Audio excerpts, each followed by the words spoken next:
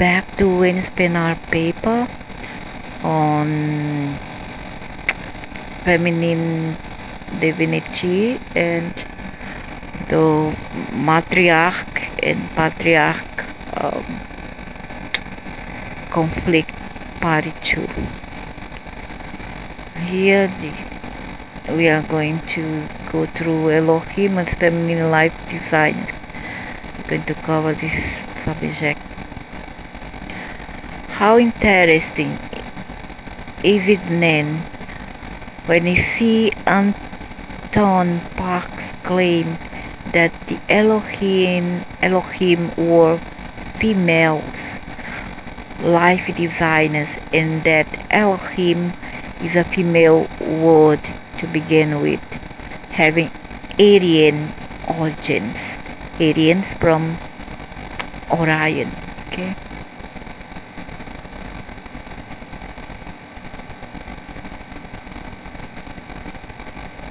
A large majority of the myths and legends about ancient Earth talk about female visitors from elsewhere, and we don't need to go farther than to our own Bible. In Genesis, the word Elohim, meaning feminine goddess and plural, is usually translated as God. The term Elohim is divided in Sumerian Akkadian as El-U-Him, El-U-Himaim, the powerful high that mixed the clay called men. This Elohim form an association of ethnic and cultural planners who work directly with and for Source, the highest of all.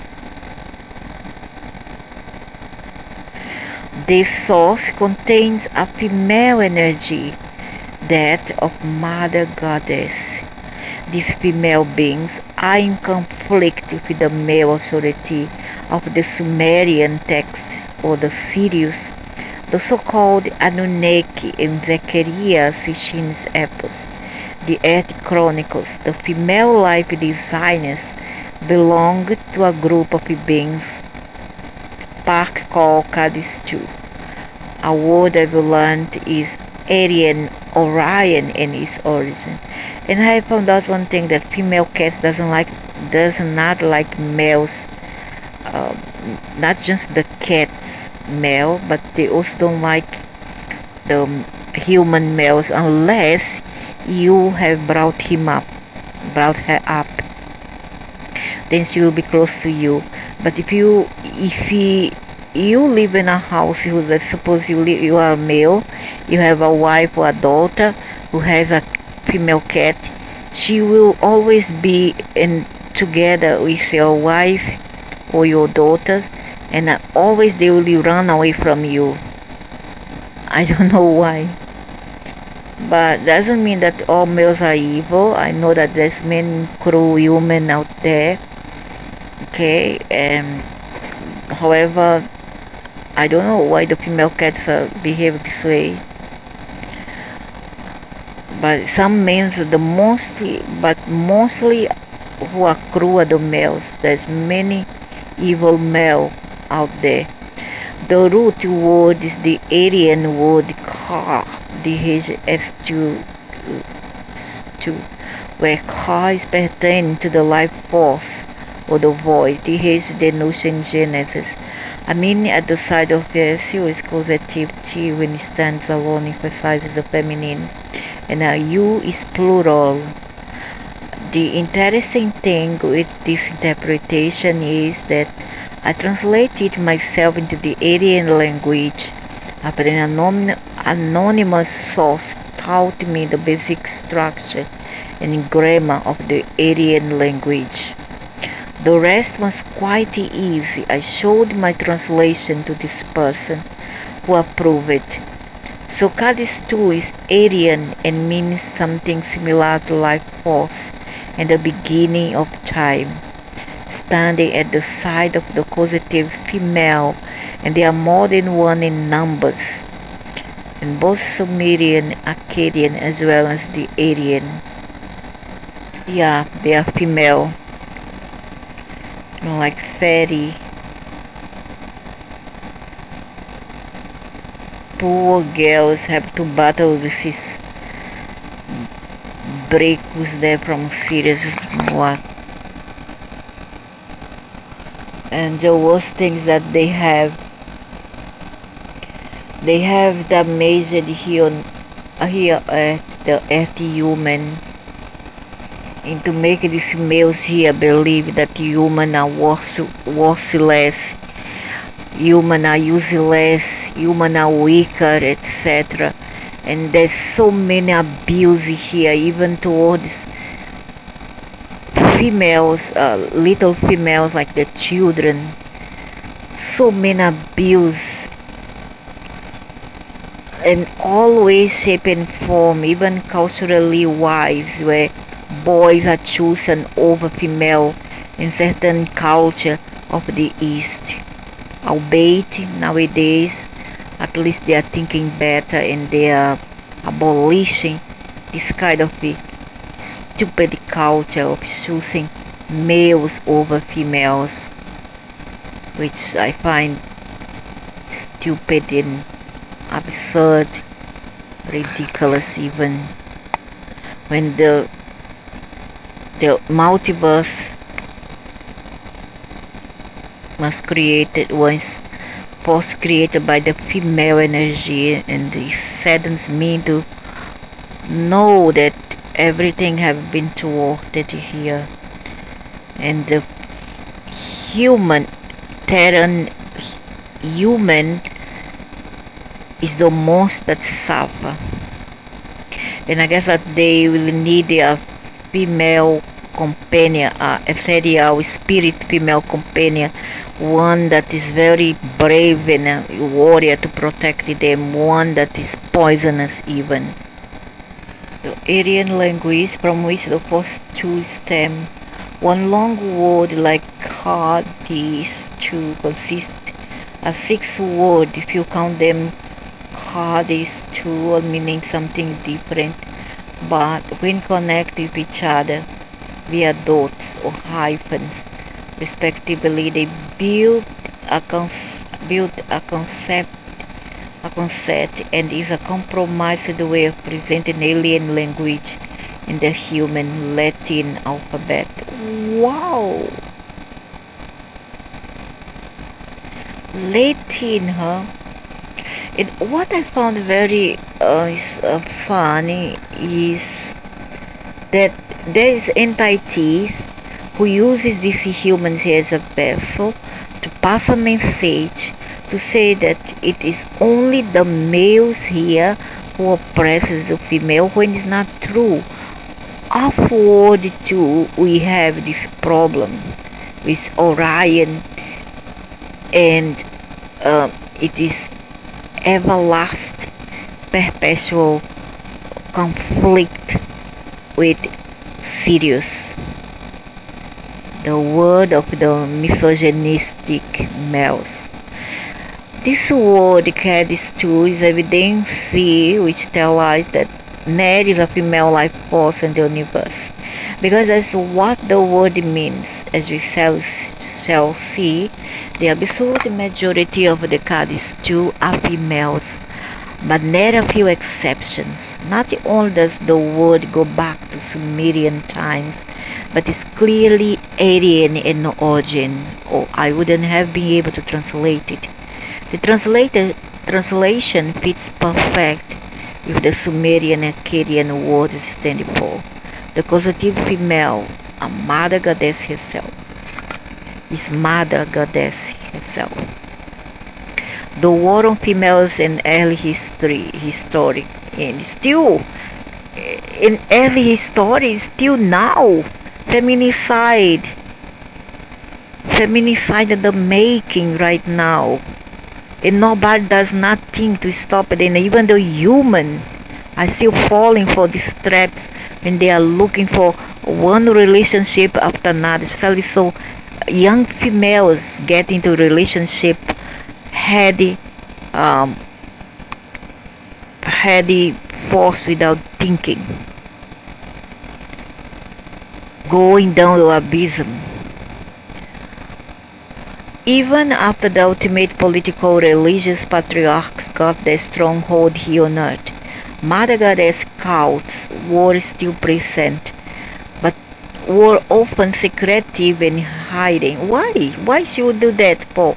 The patriarchal movement was terrified of them, or the PM. In fact, these groups practicing the feminine religion, PM, patriarchal movement, PM, that's what many women get, PM, yes.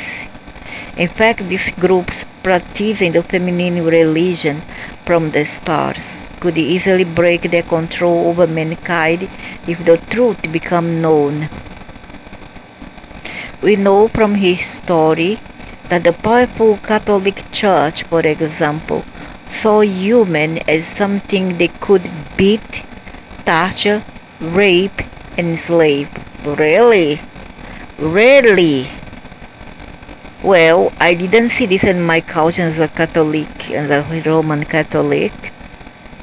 We were the matriarch. The same I don't see in other religions and culture. That's because the male took over the Catholic Church. It's a feminine religion per se. Okay?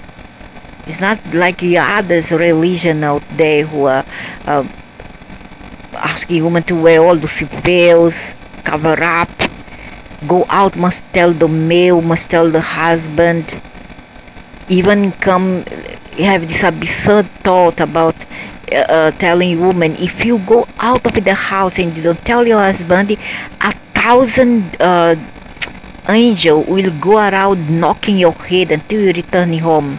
Yeah, they say that. Do I have to tell what the religion is that? No. The religion that forces women to wear a veil. Okay, they say that.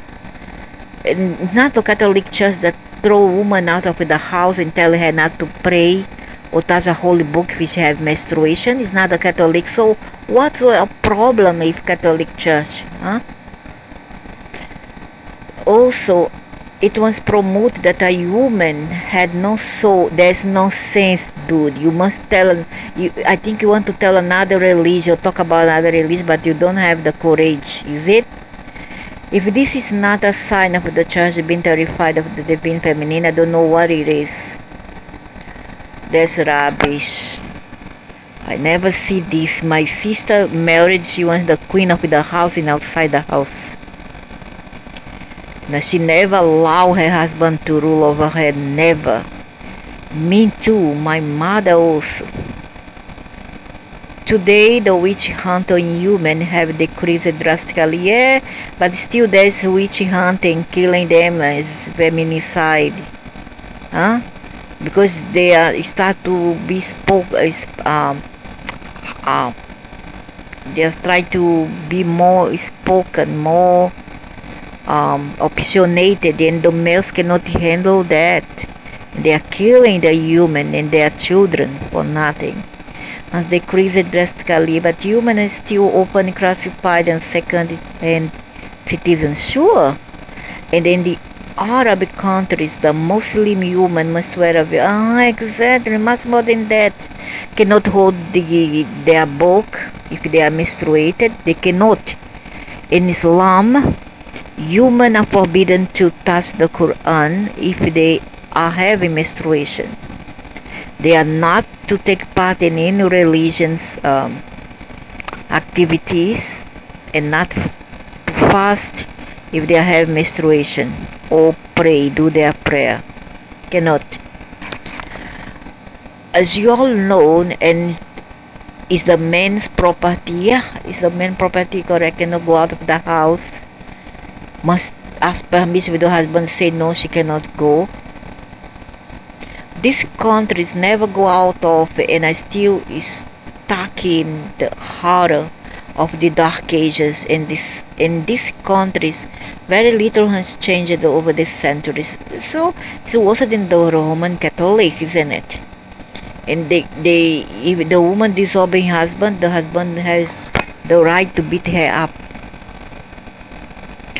In 948, Pope Innocent VIII, what the name of a tyrant?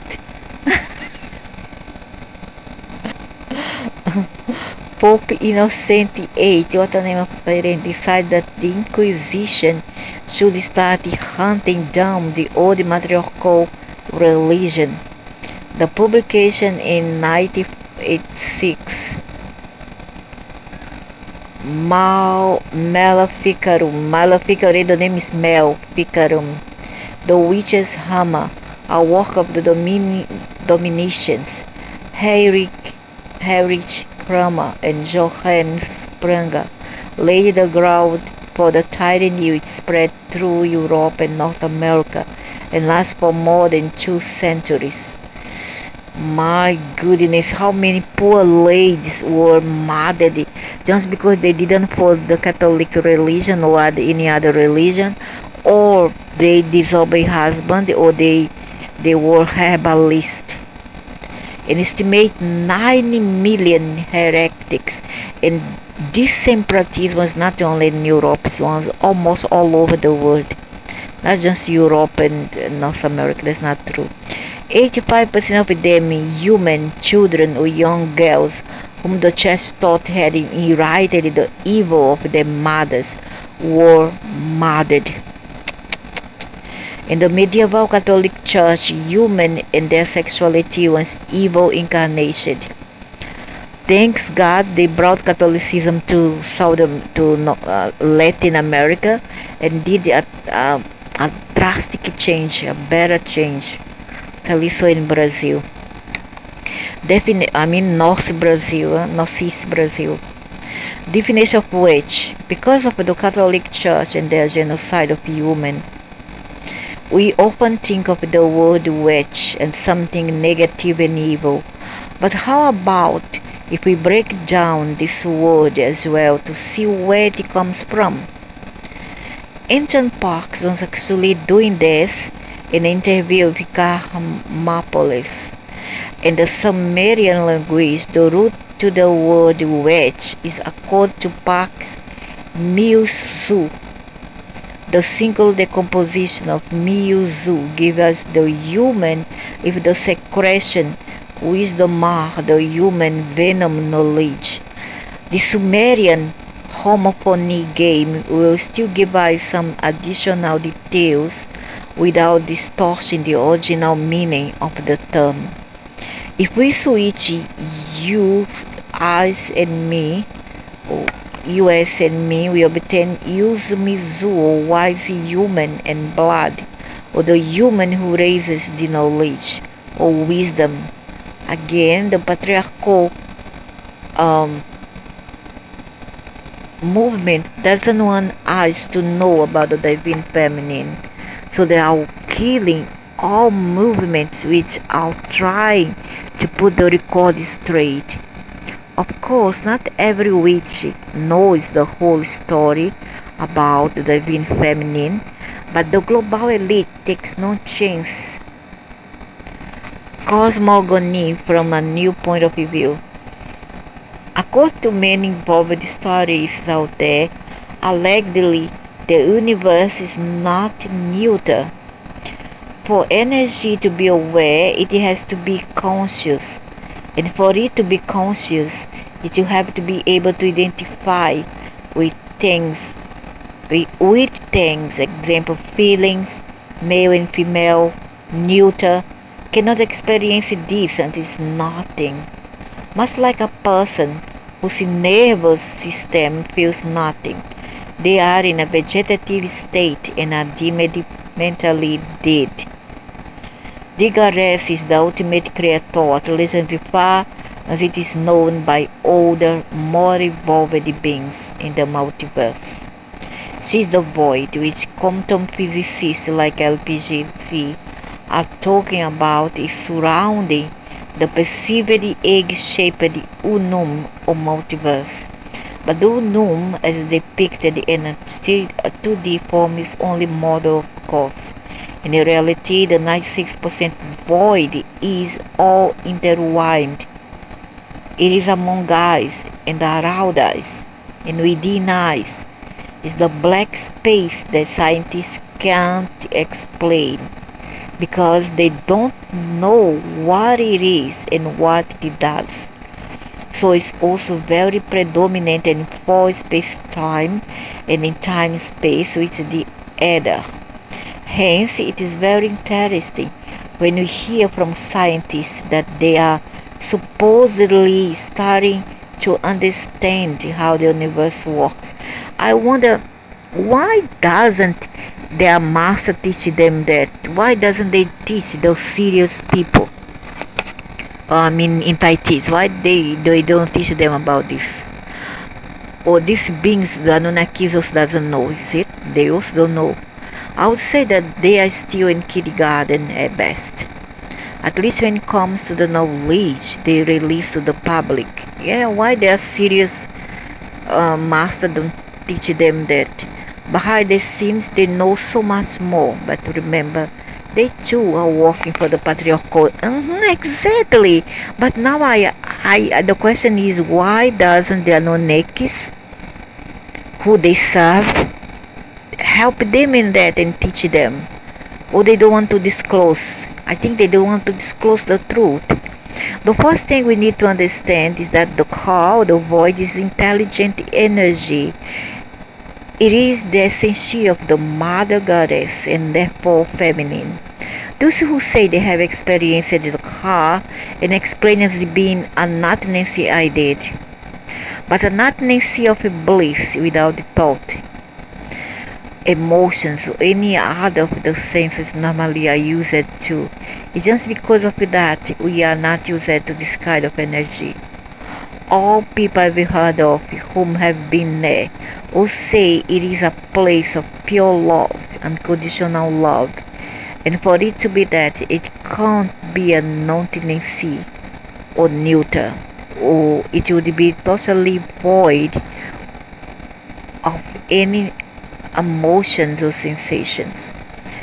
The real problem is that we humans, with our limited perceptions, can't understand the raw goddess energy, and the above is the best way those who have experienced it can describe it. However, the energy is still feminine. If you don't understand the 96% of the universe and can't even claim to know the 4%, how much do you really understand of reality? And some people say there are no ETs from other dimensions. How? These are stupid people. How can they be so sure when we who live in the 4% actually the ones in minority? Think about it. Fun that those who offer this claim about the existence of ETs, or who debunk this findings and say that this is just mental disease or schizophrenia. Those who see ETs as schizophrenic, I ask them always, okay, you don't want to believe something that you see and there's already proof, but you believe in a God that you don't see, a fake God who are actually the ETs you refuse to believe they exist, and also believe is not worship. This is distinctive, both word is not interchangeable, it's distinct. I may believe in everything, but I don't have to worship anything, isn't it? Scientists will say we use only up to 10% of our brain capacity, and that's who does is lucky enough. It is understand this, and like David Icke says, dark is only dark because humanity and its technology can't tune into it and make it manifest in its reality. The Pleiadians expands on this thought by saying, your planet must learn who the goddess is as a creator. You must. Understanding the dark side of the goddess is part of exploring her energy, because the goddess did something to lose her power. It is in the cells of your being, because all of you, men and human alike, have the goddess within you. The goddess is going to be birthed through you, whether you're male or female. There was a decline and fall of the goddess for very important reasons. What those reasons were will be clearly explained later on in these papers. In the Aryan cosmogony, the feminine omniverse, which is alive and whom they call the goddess, once upon a time created the physical universes as a way to express herself throughout the dimensions. She appointed the buildings, creator gods, or the Elohim, with females energies, who then in service of the mother went out and created galaxies, stars, planets, and seeded life on them. But the life force in this universe sprung from the galactic centers, and by rotating a spiral pattern, life extended outwards towards the fringes. Hence, the oldest stars in general should be found in the outskirts of the galaxy, one would think, but this is not always the case. Stars are popping up everywhere because they are evolving creator gods themselves, ready to let others see the life on their own heavenly bodies. Their main star system or headquarters of sorts for the Orion Empire is said to be the star system Mintaka in a constellation of Orion, some 900 light years from Earth. The history of the Orion Empire could probably fill up volumes of books, as I always can sense a story behind a story when I research star races. It appears that Orion in present time is an overall rather peaceful empire, but there are indications that it hasn't always been that way. They too have of course gone through stages of evolution, where conquest was a big part of it, according to most research on Earth. The Aryans spent millions of years conquering space and were involved in a number of galactic wars before they became more spiritually oriented and evolved into empire with peaceful laws and policies. They also became master geneticists. Eh? After billions of years of seeding the universe, the Aryans had a vast majority of inhabited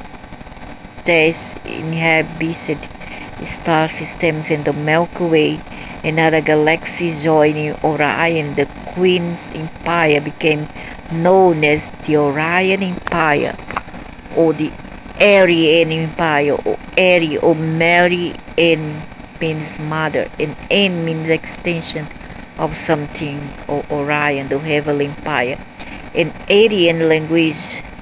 Hence we have Aryan meaning extension of mother, Aryan Empire. This is where the name is Mary or Marianne came from. The later also mean extension of the mother. The English language has a lot of Aryan origins to it. Over time, the Orion Empire grew to an incomprehensibly vast empire, spanning across the universe and even extending to other universes. This is why it is so hard when you talk about different star races here on Earth and where they come from. If someone says a star race comes from Lyra, we may still be talking about the Orion Empire, because at least part of the Lyra constellation is part of the empire. So it can be pretty confusing if we are not aware of how vast it is. I'll go into this some more as we move on. The aliens and most evolved alien races are not 3D-dimensional beings like we are, but multi-dimensional and interdimensional in nature. These are specially designed souls, so they don't change because one of their bodies would be killed or die in one way or the other. We can perhaps compare it to the Dalai Lama. When he dies, they look for a new Dalai Lama who has a new younger body, but still supposedly a reincarnation of an earlier Dalai Lama. So the aliens and most evolved alien race are not 3D-dimensional beings like we are, but multi-dimensional and interdimensional in nature. But this world is 3-dimensional within this universe of the solar system, but they are in a different frequency, something like that. So their frequency is multi-dimensional. What's the fact-wise is that we are still in the 3D frequency, whereas they are in much higher, from 40, not density but pulse frequency onwards. These are specially designed the soul, so they don't change because one of their bodies would be killed or die in a way or the other. We can perhaps compare it to the Dalai Lama. When he dies, they look for a new Dalai Lama who has a new younger body. Furthermore, the aliens talk about the fire, which is another word for soul. In Orion, they look at souls as fires, photons. The origin of this fire stems then naturally from the mother goddess, the 96% dark energy matter, and is thus feminine in nature. Sexes came into the picture much later.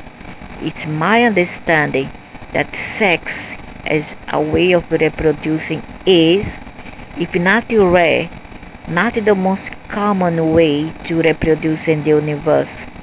Hence so many non-physical star races want to come down here to have sex. That sucks, man. We don't need to go all through this. There's another way to reproduce, and that's how they do that. The aliens. In the beginning, star races, and we also can do. Just take sperm and mix up eggs, and bingo, the human is pregnant minus sex. In the beginning, star races were cloning and or used genetic engineering to create more of their own species. This may sound odd to us, but it's quite a convenient way to create new vessels for the souls when the old ones, in a way or the other, is beyond repair. To have in the beginning, star races were cloning or used genetic engineering to create more of their own species. This may sound odd to us, but I love this idea of cloning. But it's quite convenient way to create new vessels for the souls when the old ones in one way or the other is beyond repair. That's good. Very smart. But why they have stopped us from use this technology for? Why? You have to have sex or go to all this nonsense of hell here, of attack and maniac people and care about sex and think about sex 24/7. And if that come a lot of problem, diseases, viruses, rapes, aggressions, unwanted pregnancies, unwanted babies, unloved babies, etc. and babies that are thrown in garbages. Interdimensional ETs don't die in the sense we do. There is no death. So, if these entities could reproduce through sex, their species would pretty soon be overpopulated. Yeah, like yes, for what? Don't have, there is food for everybody, but it's not distributed equally, and many have to suffer and suffer from hunger and famine. However, this has happened, as Jorge Lobono describes in his fascinating book Alien Mind, which can be downloaded for free. Okay, the cosmic orgasm. So that's all we have for now. End of part 2 for this segment.